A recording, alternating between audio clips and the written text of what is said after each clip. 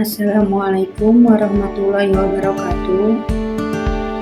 Perkenalkan, nama saya Evi Supriyanti. Kali ini saya akan membawakan mengenai kasus kekerasan fisik pada anak sesuai dengan tugas 3 yang saya kerjakan. Dimaksud kekerasan fisik, menurut pasal 6 2003 tahun 2004, kekerasan fisik adalah perbuatan yang menyebabkan rasa sakit, luka pada fisik hingga menyebabkan jatuh sakit ataupun juga luka berat. Pada anak usia dini, biasanya hal ini dilakukan pada orang yang terdekat. Misalnya, orang tua, kerabat dekat seperti nenek, kakek, pengasuh atau pembantunya di dalam rumah, ataupun kekerasan itu berada di luar rumah yang bisa terjadi di sekolah atau di luar sekolah. Karakter anak yang mengalami kekerasan, bervariasi tergantung pada kepribadian dan lingkungan anak. Dan anak-anak yang memiliki tanda-tanda kekerasan menunjukkan tanda-tanda di semua lingkungan di mana seorang anak beraktivitas, termasuk di dalam rumah. Pada kekerasan fisik, ada 2 indikator yang bisa dilihat. 1. Indikator fisik itu sendiri. Anak yang mengalami kekerasan fisik akan mengalami luka ataupun memar di bagian tubuh tertentu, misalnya di bagian kaki, kepala, punggung, dada, dan tangan, dan sebagainya.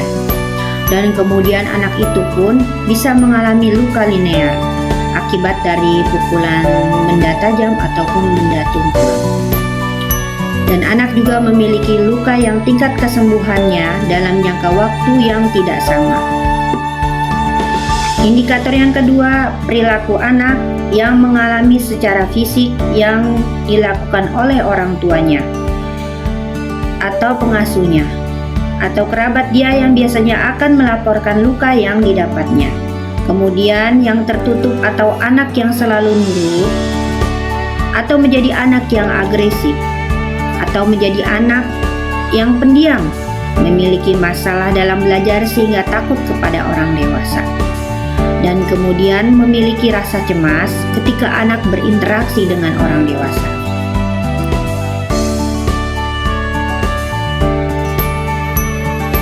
Saja penanganannya yang dapat dilakukan. Penanganan kekerasan pada anak setidaknya dilakukan 3 area. 1. Penanganan secara hukum. 2. Penanganan secara medis. 3. Penanganan secara psikologis.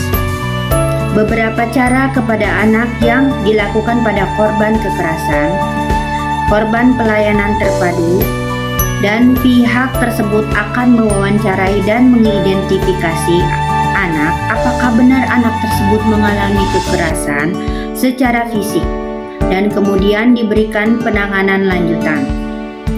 Program rehabilitasi kesehatan pelayanan ini ditujukan korban kekerasan yang mendapatkan pelayanan medis, baik secara fisik maupun secara psikologis. Misalnya secara fisik, anak bisa menjalani rawat inap atau berobat jalan yang mendapatkan pelayanan visum yang diminta oleh kepolisian. Juga konseling pelayanan psikolog agar anak tidak mengalami trauma dengan apa yang diterima selama ini.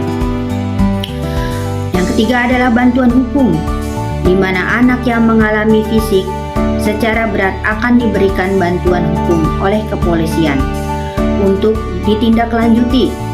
Melalui proses pengadilan juga dipersiapkan untuk integrasi sosial, di mana anak tersebut dipersiapkan kembali kesembuhannya, baik secara fisik maupun secara psikologis.